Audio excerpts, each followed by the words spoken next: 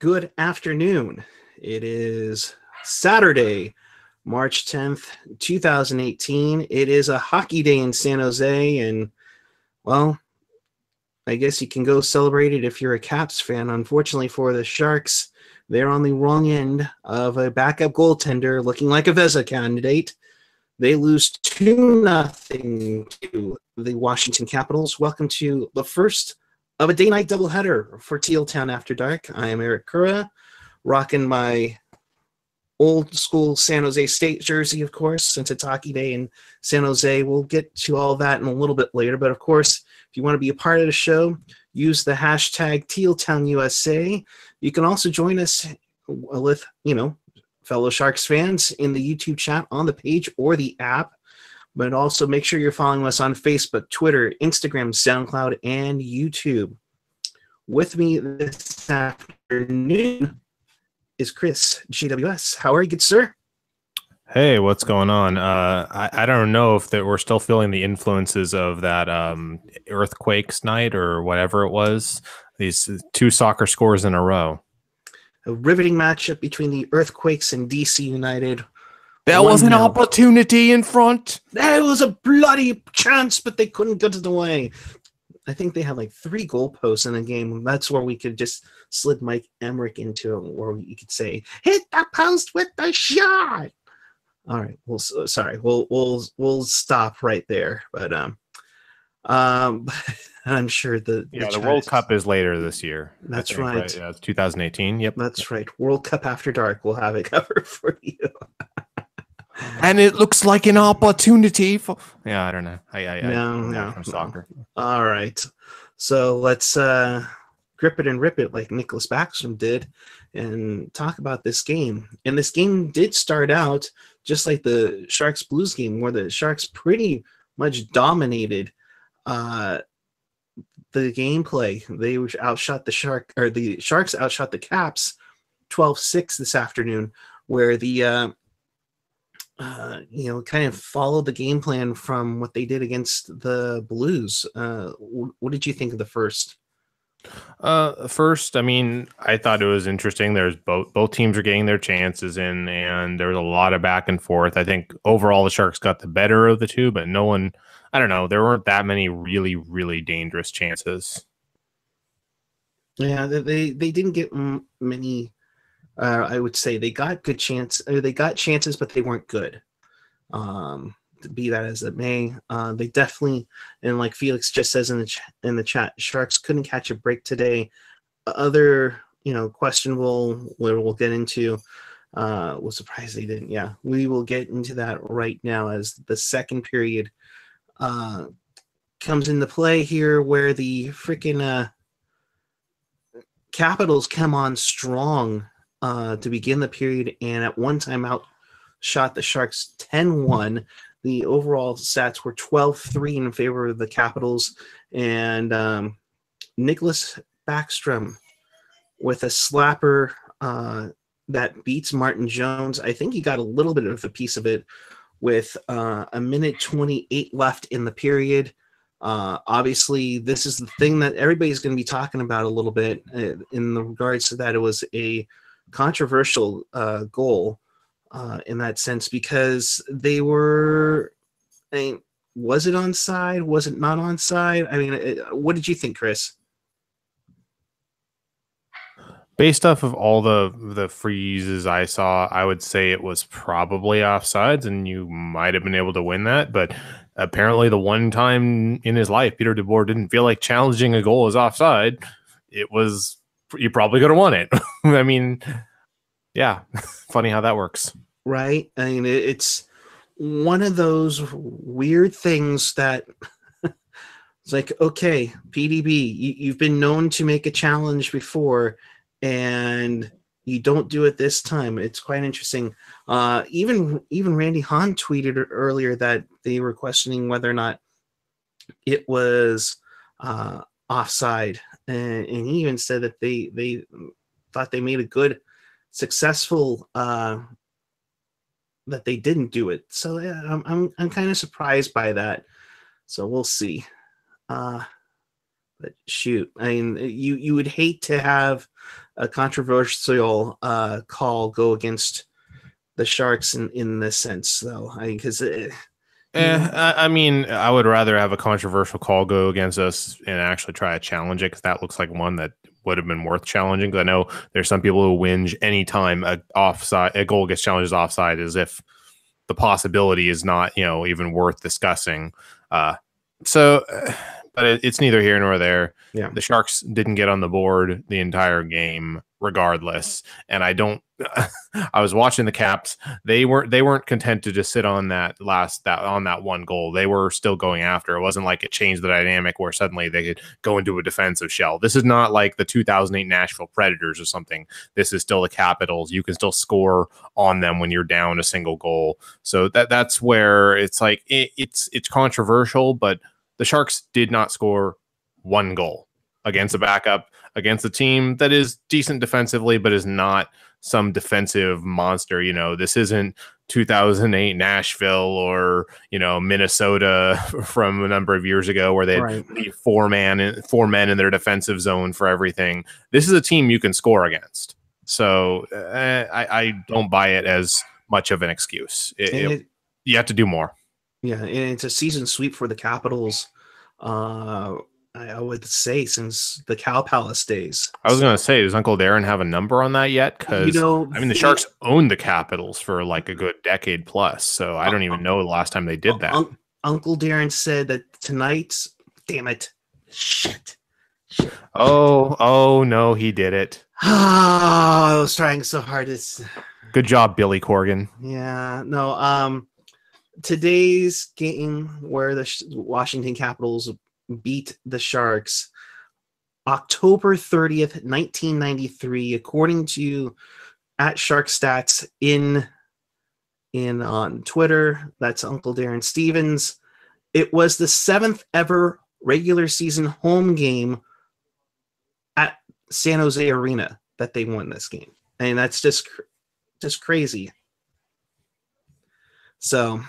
Oh man, Dave B. Pilot in the chat disagreeing with me. I'm not saying the call doesn't matter at all. I'm just saying the Sharks need to have scored somewhere in there. Like, yeah, maybe they could have gotten into a 0-0 OT, but this is not a team that's impossible to score against. And it just, I don't buy it that 60 minutes with no scoring.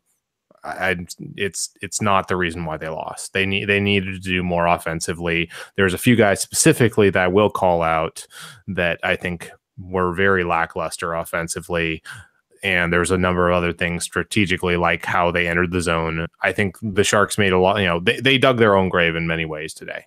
Yeah, and we'll talk about the power play again. I mean, yeah, they got one. Against the Blues. Hallelujah. But now they're 1 for 32. I'm sorry, and I've been preaching this, and I will preach it until it gets better. If your power play is going to act like that, be ready to get your head bell rung, because they're going to take liberties on you come playoff time. In the playoffs, though, they call less penalties anyways when they are fully justified. So I don't. Again, there is no data to support the idea that it actually deters people from taking liberties.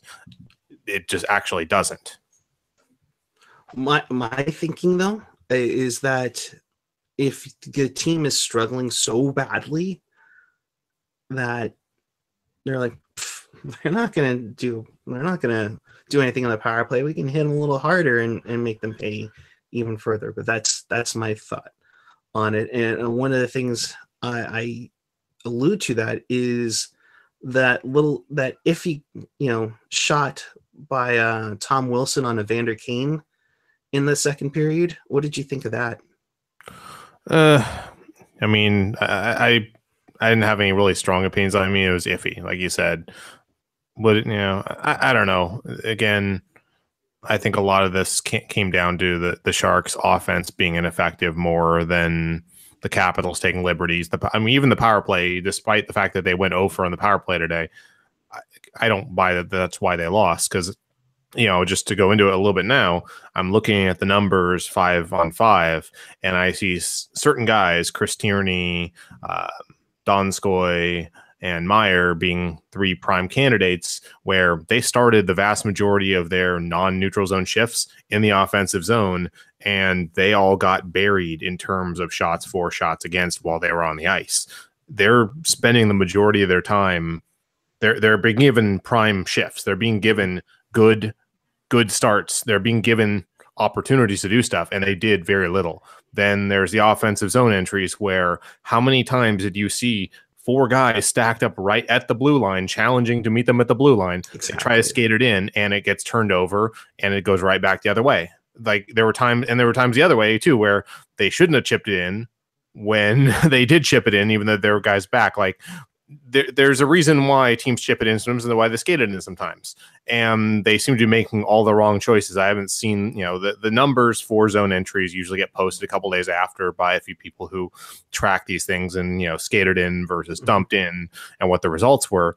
But this was something that frustrated me all day long, was watching how often Tierney would be one of the culprits, and there were a couple other culprits too, who would try and skate through two guys when you should have thrown it behind them.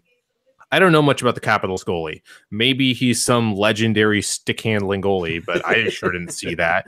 I don't know why they seem so afraid to chip it in when there were four guys stacked up at the line, or when, the defensemen were coming up right to meet them at the line. Throw it behind them, make them turn around, make them go 200 feet, as opposed to feeding the rush back the other direction and getting an opportunity. So I felt like the Sharks dug their own grave almost all day long.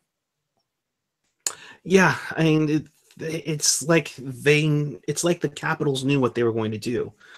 So good game tape management on their part, because they just kept going back and forth, and it's just like, oh, what are you doing?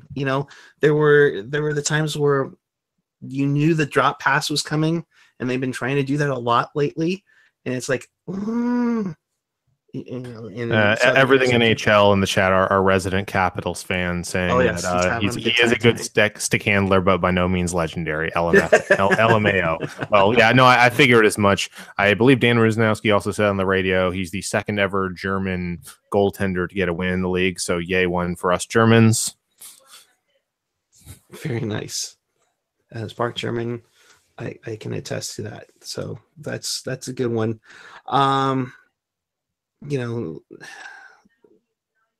Davalo's saying, they really didn't move the puck. Tierney wasn't moving his feet. I noticed Tierney not in the game.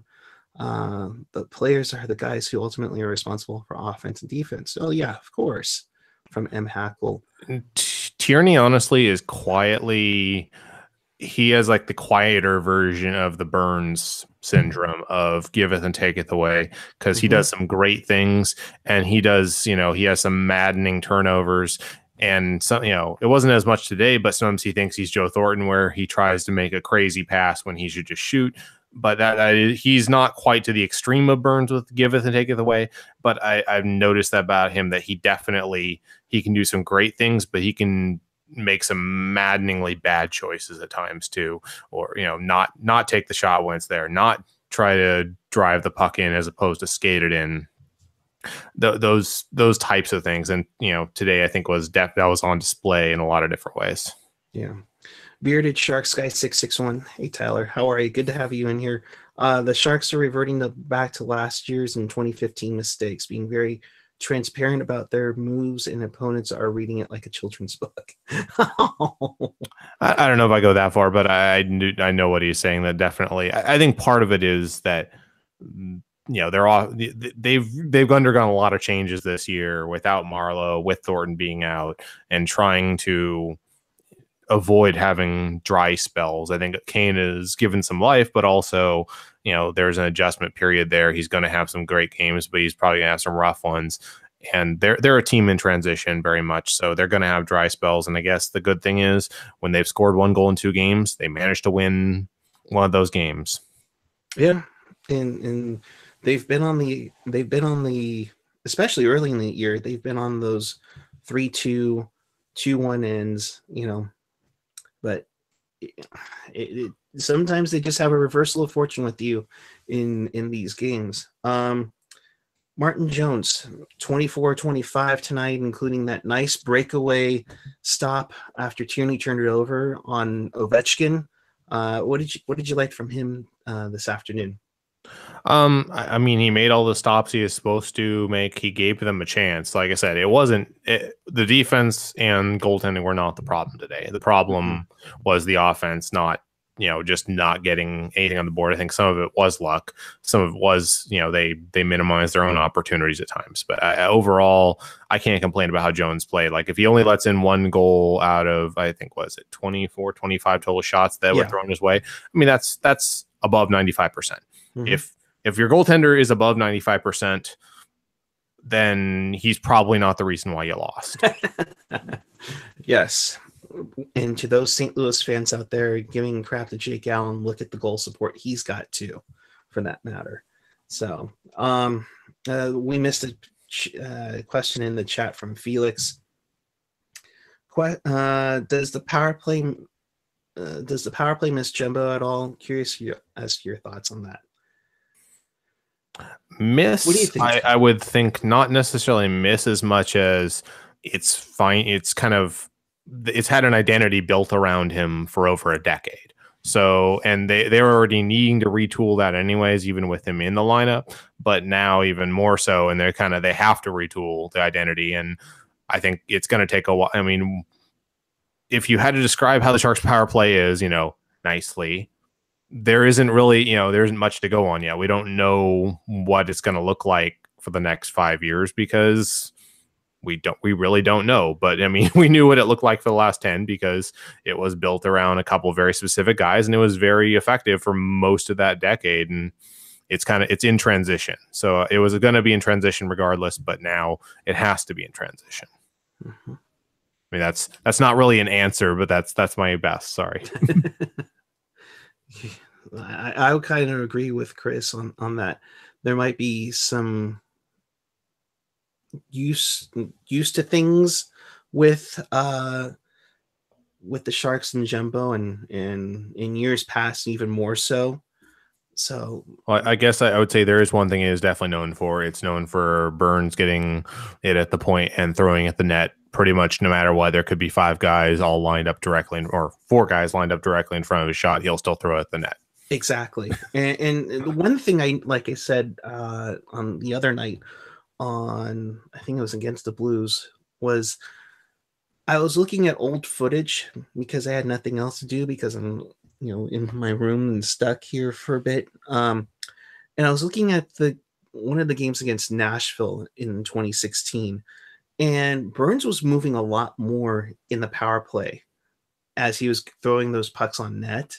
So I'm wondering if they can get him out of that little corner that he's at, would help. It would be beneficial. Might throw some people's games off. You don't want to have that predictability, for that matter, either. Well, then this is something I said a couple years ago, or it was right after. I think it was not even a couple years ago. It was about a year and a half ago or so, when the power play struggled. You saw, as opposed to most of the best power plays, where you see a pretty, you look at heat map of the best power plays, the top of the zone will have a pretty dark color. They're throwing pucks from all over the top of the zone. If you look at the Sharks power play last year, you saw one huge dark spot where Burns likes to sit, and the rest was pretty middle colored. So they were throwing entirely too many pucks from one place. What he needs to do is he needs to get better at faking that shot where he gets that defender, because the defenders, the minute he gets at the point, whatever defender's there is going down to try and block the shot and then get an opportunity going the other way. That is a guarantee. He needs to get better at making them go down, pulling over, than actually throwing it through. He needs to kind of mix it up a little bit more. That way, make defenders pay for committing to that block, because you see it like before he does anything. The second the puck is on its way up there, that defender's going down on one knee, getting into his shot lane. They know exactly what he's going to do, and that's where he's to mix it up enough to where, if you want to just assume that that's what's going to be, because you assume it's basically telegraph, then make them pay for that. Make them like, okay, well, you're not going to be in the shot lane. You're going to be down one skate, and you're not going to be as useful to your team. Like Kurt Russell as portraying Herb Brooks in Miracle, you always want to have options in plays, and it just seems like it's gotten a little stale, and people are catching on to it, and that's where you're going to have these struggles. So, but the worst part is that near the end of the game, Burns takes a puck to the mouth. I mean, thank goodness it wasn't Logan this time. Hopefully, Burnsy's okay, and will be okay to go I on assume it's Monday. probably okay because it would have a hard time hitting the 2 or 3 teeth he has left. I mean, the puck is pretty big. It's about yay big.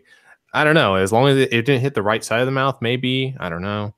But yeah, luckily for him, I think he's just said, screw it. I'm not going to get any teeth put back in until I'm done playing, because what's the point? Yeah, I completely agree. Everything in NHL. Also, Oshie has not been the same since Thornton stuck his butt into Oshie's head since last. Yeah, yeah. Oshie, and then granted, I don't follow the Caps all the way around. But Oshie's been not himself. But Oshie's had quite a history with Thornton too. Like, that was the second time there's been an odd thing where it definitely has affected Oshie long term. I'm wondering, I remember years ago when I think it was 2011 when Thornton took a very questionable at best hit high on Oshie, where he was out. I think he was out for almost a season or something. Like, he was not. It took him so long. It felt a lot. It makes me think of a lot of like when Dan Boyle was out for a extended period of time, came back, and then told years later about how, like, we all saw it. We could see he wasn't himself when he was back. He was a shell of himself. Screw you, Maxime Lapierre. Yeah. But we could see at that time Boyle was a shell of himself when he came back. We're like, man, I'm rooting for him, but he does not look He's like not the the Dan same. Boyle of a year ago, even.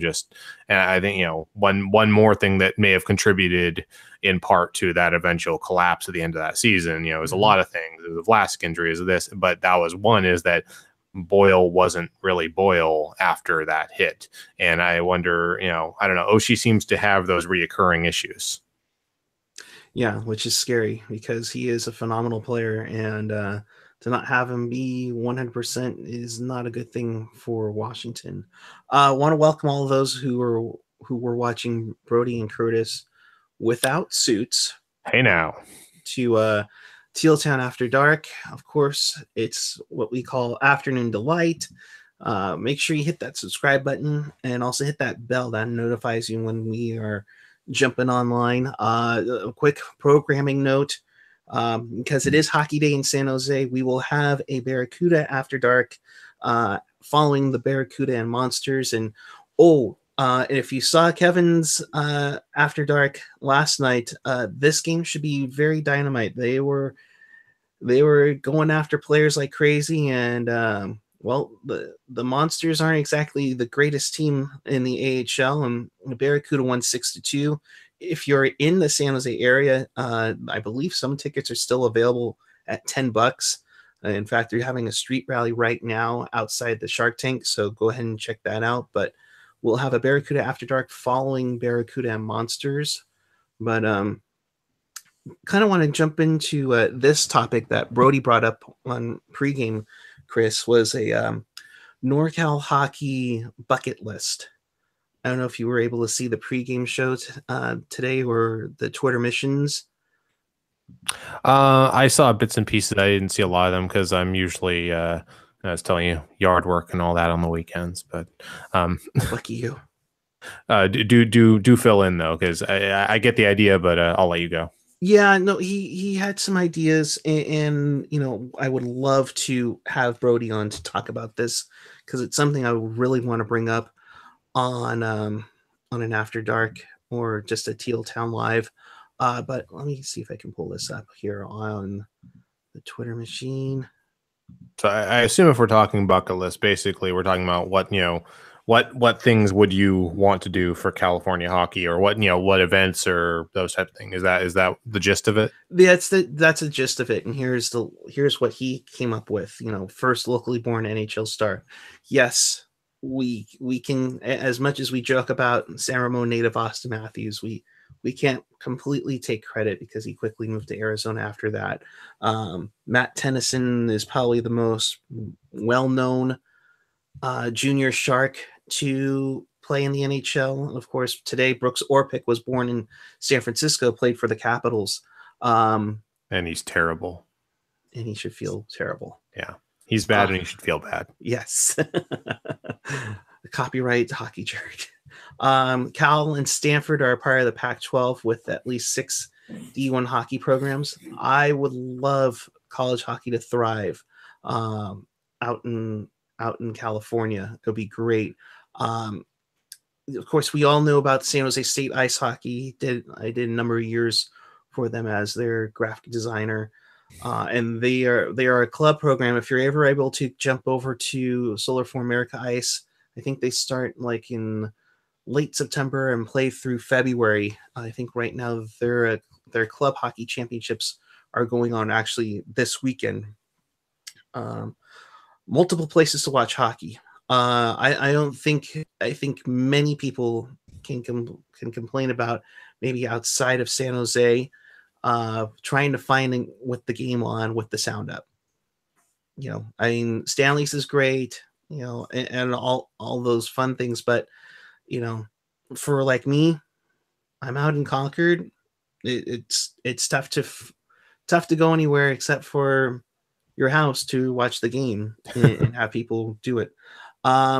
Major ice facilities and youth programs in every Bay Area county. This one's my pet peeve, and I know that Brody lives. I think I could say. I think Brody lives somewhere in Contra Costa County, as do I. And the problem here is that Alameda County has the Oakland Ice Center. It also has Dublin Iceland. Santa Clara County, you already have Sharks Ice, among others, including, you know, the Sharks Ice in Fremont. The Peninsula has a couple, Redwood City, the Foster City rink, thank goodness, is still around. I know even the city has Yerba Buena Gardens, along with in Santa Rosa, which is one of my favorite rinks, the Snoopy's Home Ice. That's one of my things. Contra Costa County doesn't have one, and it's missing out big time. Even Solano County has one in Vacaville. Of course, the parade in San Jose, that's something we all wish we could have. Well, no, didn't technically we have one after that first playoff series? You know, I was about to say we did have a parade already in San Jose following, you know, the first playoff run for the Sharks. So, Chris, granted, I know you're in San Diego now, but what would you say that you could add on to that NorCal hockey bucket list? So I'll get to that in 1 second. First, there's a couple comments in the chat. I want to read and off and or address. You know, Mike Nevis saying people in the Bay Area don't even care about Cal or Stanford basketball or football. I don't see hockey happening. Oh, actually, I would disagree. There's not like the ravenous support of some markets for their college teams, but there's definitely excitement around Stanford football. There's definitely excitement around the basketball. I mean, you can find both on the radio. So clearly there's a market for those things. Then which one other? Bearded Sharks guy saying hockey wasn't so damn expensive, made the growth of the game would be greater. I agree. I mean, this is one of the challenges of hockey's growth, is that you either have to be from a market where it's just so ubiquitous, or you have to have money. And that's the thing. That's one of the reasons why I didn't play more when I was younger, is that it's expensive. I mean, just, you know, the gear, the ice time. It's not like basketball where all you need is a ball and you can go down to the park and play with a hoop. You know, it's not, you know, baseball and football, a little more tricky because you need more people, but still a lot more doable. Hockey is definitely just inherently expensive. Yeah. And Felix pointed out, there's Sharks Ice in Fremont. Technically, that is actually Alameda County, I believe. That's actually not Santa Clara. That's true. I'm sorry. You know why I say that is because the junior team there is the Santa Clara Valley Blackhawks. That's what. And they're really, really, really close to being in Santa Clara County. I mean, it's a technical thing. I didn't realize until a couple of years ago that Fremont was actually Alameda. I didn't even know that until my wife pointed it out to me. Anyways, so for the bucket list, I don't know. I mean, I think that most of that is good stuff. I mean, part of it is just, I think, just generally growing the game. I don't know if it'll ever take root here quite the same. I said, like, most sports here don't take root quite the same way they do, like, on the East Coast. California has definitely got more diverse interests, I would say. Like, there's a lot more things going on. There's a lot, it isn't like we don't have a winter here where you can't go out and go to the beach and do all kinds of things. So I don't know if it'll ever be able to take root quite the same, but I would say another outdoor game would be awesome, not just the one. We have the All-Star game coming. I don't know. Yeah, it's going to be quite interesting. Oh yeah, Bearded Sharks guy saying, Division 5 adult league here in Santa Clarita is 570. Yeah, no, I believe it. I played enough hockey. I have a pretty good idea of how dang expensive it is. I mean, part of it is also it's donations and getting, to be able to have kids leagues where, kids who are not from affluent families actually have a chance to play and try it out and maybe find that they really enjoy the game. And that's the tricky part. I was also I read probably 5 years ago or more that Sharks Ice was either the biggest facility on this side of the Mississippi or the second biggest facility. I don't know if that's still true or not. Yeah, I believe it's still the biggest west of the Mississippi. So. Okay, yeah, because I'm not sure if how technical they're being, because I know of several big facilities in Minneapolis, and well, given that the river runs right through the middle, I don't know how technical we're being, if it's just on the west side of the river versus, do we consider it not west of the Mississippi since it's right on the, I don't know. Technicalities, these things keep me up at night. Oh boy. Yeah, no, it's one of the busiest facilities, I would think, on at least, I think it was like the busiest ice rink facility west of the Rockies. I think was also the ones that they mentioned, because I mean that rink is open up at 6 a.m. and they're playing till like 12:30 in the morning, and there's nonstop. So I mean, it's basically going almost around the clock. Yeah, because I mean, I've been to early games there. I've been to extremely late games there. I mean, they have maybe 4 or 5 hours during, in the 24-hour span where it's not something going on there. Right, and it's crazy, and that's when they expanded to Sharks Ice, from it used to be Solar for America Ice. Yes, my bad. It started out as a 2-rink facility, and it just started getting more and more busier. Of course, it helped with the success of the Sharks growing the game there, where they built the 3rd rink that's exclusively, or I won't say exclusively, mainly for the Sharks. And even then, that was getting crazy, and it grew to 4 rinks. And I think there was even talk that they would potentially want to grow it to even more, maybe 5 or 6. I've heard talk of expansion. I think I don't know off the top of my head. I think they own some space where they could expand there already, and it's just a matter of, I assume it would be the financials and is it worth the money and the time and the effort? Is it going to pay back to expand even more? It wouldn't surprise me if it would. I mean, seems like they're busy there constantly. I mean, even more than they were 10 years ago. Most of the time I played there was about 10 years ago, and it was busy when I was there, but it's even busier now, like just a lot busier. Yeah, and when I played junior hockey, we didn't have many rinks. We had Berkeley. Oakland wasn't finished yet.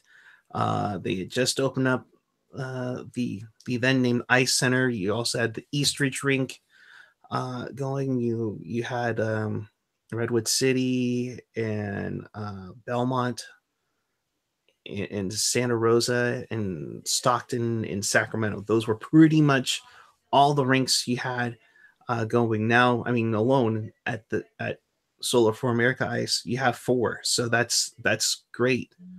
So, and mind you, whether you think this is interesting or not, I guarantee you this is something that the Sharks executives are paying very close attention to, because nothing grows the game quite like having more people play it, because it is honestly the sports I identify with the most are easily the ones I've actually played.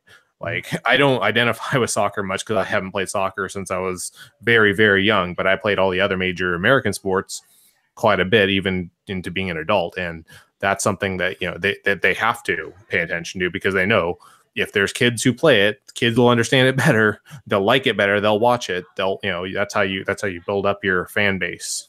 Mm-hmm. Or it's a part of it, I should say. No, exactly.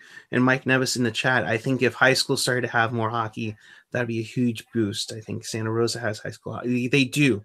Santa Rosa is one of the many high schools that have it. Bellarmine, who I've designed jerseys for, has it. I think Valley Christian. Yeah, Valley Christian does, yeah. Yeah, I think a lot of them do now, which is great. Unfortunately, the majority of the ones that have, actually, I think nearly all the ones that have hockey are all pretty much private schools where, it costs a crap ton to send your kids there. So yeah. It's not your average kids that are getting to play it. It's kids with parents with a lot of money. Yeah. Kevin Lacey has tweeted me something because of the success, and here's to talk about growth of the game. The Barracuda being here, you better believe there's already a line to get into the San Jose Barracuda game already. It's already wrapped around one whole side of the building. Of course, they are giving away to the first 4,000 fans the Barracuda black jersey. So that might play a deal, but also the price point, there it is, folks. I would love for them to have to take some of the freaking tarps down for the game today, which would be great. So that game's at 5:30 if you want to check that out. But Chris, I think it's time. To go around the league. To wrap around the league, you say? Yes, the NHL wraparound. Ah, yes. Swing for the chat to see if there's anything else they think we should call it. Do we have intro music for this? No. The last couple of games, everybody's been calling it the NHL wraparound. Well, that's boring. Okay, I know Laurel suggests is an interesting thought, because I know we're on the dawn of game 69 on Monday, I think. She suggests possibly calling it the reach around. I don't get it. I don't get it. I don't either. But game 69, that's hilarious. Yeah, no, this is game 68. Boring. Yeah, God. Should have had a salute to Yammer Yager for this game. Anyway. So the scores so far, there were a lot of early games today. In Beantown, in an original 6 matchup, so the referees called it fairly evenly. The Bruins beat the Blackhawks 7-4. The Bruins had a 4-goal third period to come back to beat the Hawks. Krejci with 2 goals. Pasternak gets on there. One of the Nashes, because it's either Riley or Rick Nash, scored a power play goal, and Sean Corrali, former Sharks prospect that we traded in the Martin Jones trade, got the empty netter as the Hawks go down 7-4 to the Bruins in a shootout. The Vegas Golden Knights, my God, 93 points on the campaign. They win it 2-1. Marc-Andre Fleury, could we be talking Vezina for him? So they're pretty much right with 93 points. So I found, looking at numbers, how much I love numbers. Yes. 94 points is basically the magic number. If you get 94 points in a given season, almost any year, your probability of making the playoffs is like 98%. So basically, a shocker, they're probably going to make the playoffs. Right. At this point, it would be a shocker if they did not. It would be a catastrophic collapse like an expansion team would normally have. And it would take all the teams behind them, like, just going nuts. So probably not going to happen. No, completely. Speaking of another team on fire, Tampa Bay wins it 3-2 in a shootout. Tyler Johnson, Nikita Kucherov get the goals in regulation. Lekonen and Galchenyuk get goals for Montreal. Hey, Hey, And by the way, that was game 69 for the Lightning. no, yeah, One of the editors from their the blog, I think it was Raw Charge, was saying the Lightning win game 69. Send me your nice gifts now. But Chris, hey, I got a question for you. Do you know who the goalie was for Montreal tonight? Today? Shoot, you did it again. I know. Was it I'm trying to find this one probably deep down the bottom of the sea. Finding Nemo. Oh, good job. Very nice. Nemo was in that. Now, granted, he's had a good run lately with Montreal now that he's settled in with Canadians, but he does get the loss for Montreal in this one. In Philly, the Flyers score 2 goals in the middle frame to beat the Winnipeg Jets 2-1. Patrick Laine does pick up his 40th goal in the season. The loss goes to Connor Buck for Winnipeg. In Colorado, the Avalanche take down the Coyotes. Desert Dogs 5-2. As Jonathan Bernier picks up the win as the Colorado Avalanche go to 80 points in the campaign as we get into a tighter race in the Western Conference. In LA, they played the Sharks and only had 16 shots on goal that game. In LA today, the Blues had 17 shots in the first period. They beat the Kings 7-2. Bertuzzo, Peryenko, Petrangelo, Barbashev, Tarasenko, Brodziak, Schwartz. I like to select a Z, please, because there's so many Z's with those players going on there. Yeah, you think Yo ripped them a new one after that loss? Oh, I think he did. Maybe he did a Glenn Gullickson and threw his stick into the stands while he was at it too. Along with the Sharks losing 2-0 to the Capitals. Those are the games that are final. Currently in progress, the Leafs and Penguins are scoreless about 5 minutes in. Same thing with the Rangers and Panthers. They're under 7 minutes into the game. Rangers already have 7 shots to the Panthers 1. And then 2 more games on the schedule. On the docket. On the docket, yes, absolutely the docket. As New Jersey will be in Rocketville to take on the Predators. That starts off at 5 p.m. And then the Wild and Oilers will be the nightcap on Hockey Night in Canada. That starts at 7 p.m., of course. As we said, the Barracuda play at 5:30. Apparently, get in line now. And there will be a post game after that on here as well for Yes. y'all to check out. Yes. I assume that'll be you and did you rope in Hockey Jerk? I'm hoping to rope in Hockey Jerk or Kevin Lacey. Maybe they'll do a check-in and then come in as I break it down and then catch up. After that, that would be great. Yeah, if Hockey Jerk can't make it, he's bad and he should feel bad. Absolutely. He should feel bad if he can't make it. Darn it. Yes. Yes, Rob, technically after dark. Yeah, I mean, really, this isn't, well, I mean, unless you're down here where it's stormy and gloomy, it isn't really after dark currently. So I guess it would be, this is like after dark -1, and that'll be after dark proper. Yes, for cheesy, per cheesy. All right. So, in case you missed anything or you want to watch this again, check us out on tealtownusa.com or your favorite podcatcher, whether it's iTunes, Google Play, SoundCloud, Stitcher, TuneIn, or YouTube. You can check us out on the website or get us on your favorite podcatcher, whether you listen to podcasts at. So, Chris. And you really should. You absolutely should. And definitely subscribe down below on the YouTube channel.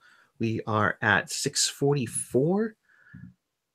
644? Do I hear 645, 645, 645? We got 640. And it goes to the gentleman with the Sharks jersey. Oh, excellent. Thank you so much. Yeah, no, we started this little shindig with only 5 people following, watching us, and maybe Yep. 3 of that was actually us watching ourselves. It was probably 4 out of 5, but Yeah, and then 2 years ago when we got to the cup final, we were at 250. I would love to get to the playoffs and get to 750. That would be awesome. Laurel, see 645, 645. Okay. Awesome. Do I hear 647? Nice. Anyways. So tell all your friends, tell them when we do this after every game. I believe we are at like 260 something in consecutive games. So definitely check us out. Chris, final thoughts on where the people can find you on the social. Okay. Final thoughts is the Sharks are definitely in a scoring slump right now. Hopefully they don't lose too much ground. I mean, they are still in a playoff spot. They managed to hold on to that. Not by much, but it's still interesting. There's, I think, after today there are now 14 games left. So there's a pretty darn good chance they can make the playoffs at 81 points. That means realistically they need another 12 to 15 to likely get in, maybe a little bit more than that, but it's very doable.